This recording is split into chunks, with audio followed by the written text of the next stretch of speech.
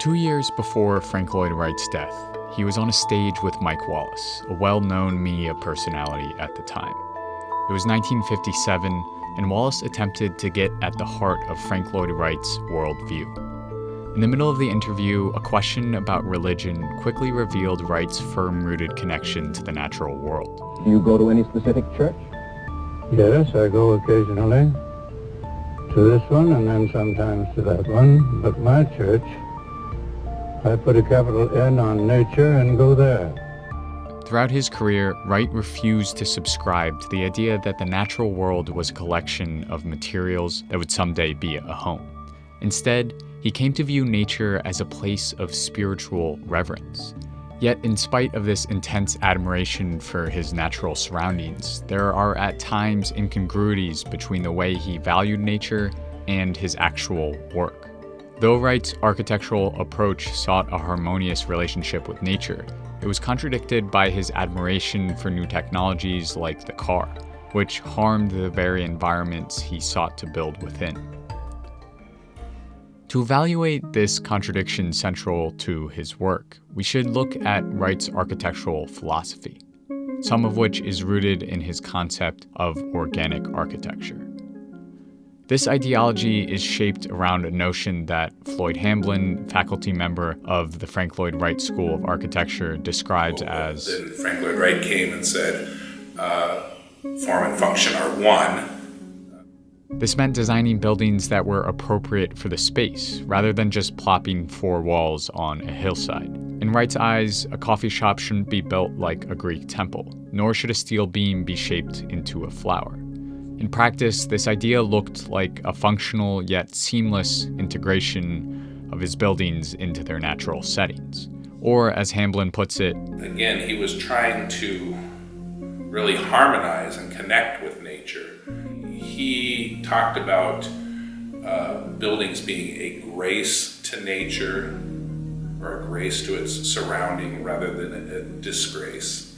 And so, he felt that almost any natural environment could actually be improved upon by an appropriate piece of architecture. You can easily spot this idea in buildings like Wright's famous Fallingwater.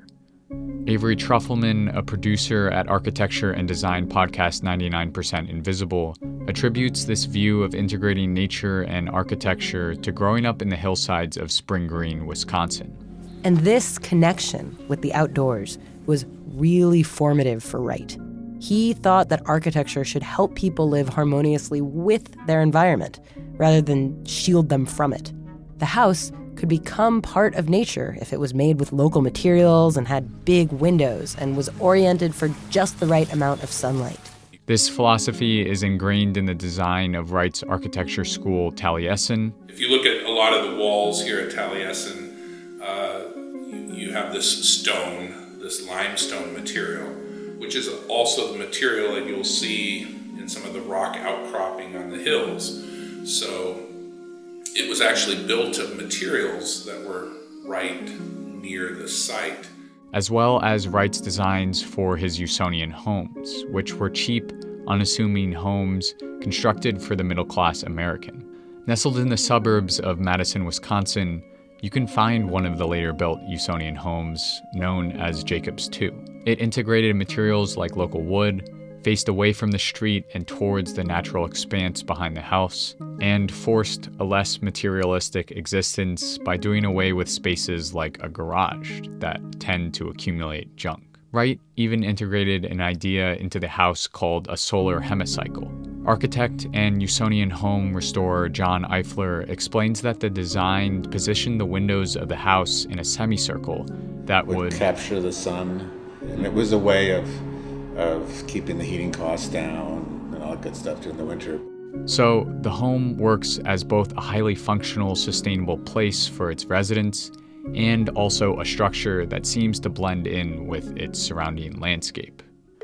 Today, Frank Lloyd Wright's legacy has definitely influenced modern sustainable architecture. But can Wright's architectural philosophy really be considered sustainable? Let's head back to the Usonian home to answer this question. Wright went on to design many other smaller homes. Within the designs of these houses lies the core struggle of Wright's philosophies. Wright envisioned a nation of low-cost Usonian homes that dotted the country, each with their own land, with the ultimate goal of ridding America of congestion. Then having a great commodity belt around it, where all the trucks and trucking and commercialization of mankind would take place, say a mile away, where everybody would have room, peace, comfort, and every establishment would be appropriate to every man. This sounds an awful lot like suburbia, and the crux of this vision would rely on car travel for transport. But densely packed urban centers, not sprawling communities, are often the most environmentally friendly, a fact which John Eifler confirms. Cities are a good thing. I think the point's been made that the person with the lowest carbon footprint probably lives in New York City.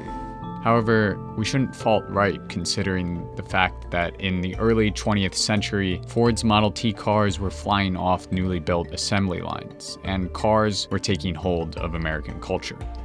So, in a way, Wright's idea of a nature-filled Usonian America was progressive. It responded to the promise of the car while also trying to foreground the natural world. This vision epitomizes Wright's designs because it represents his search for a balance between embracing new technologies like the car on one hand and respecting the natural world on the other. So here's what we can learn from Wright's architectural philosophy. He used new technologies in such a way that his buildings improved both the surrounding landscapes and its inhabitants' lifestyles. This required not only seamlessly incorporating the structure with nature, but also appreciating the natural world as well. Ultimately, there seemed to be a nod to his natural surroundings in many of his countryside buildings, even though some might have sourced materials from half a country away or encouraged the use of a car. In short, Frank Lloyd Wright straddled the line between incorporating new technologies and a respect for the site and the natural world. At times, he leaned to one side or the other, but that's what makes his buildings so captivating. A constant search for the middle ground between comfort, technology, and reverence for the natural world.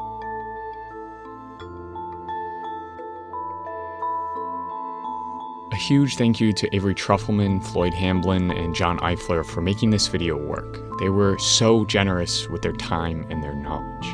If you want to learn more about Frank Lloyd Wright, I suggest checking out the Frank Lloyd Wright Foundation's website or Avery's podcasts on Usonian homes. Both links are in the description, and I will see you next time.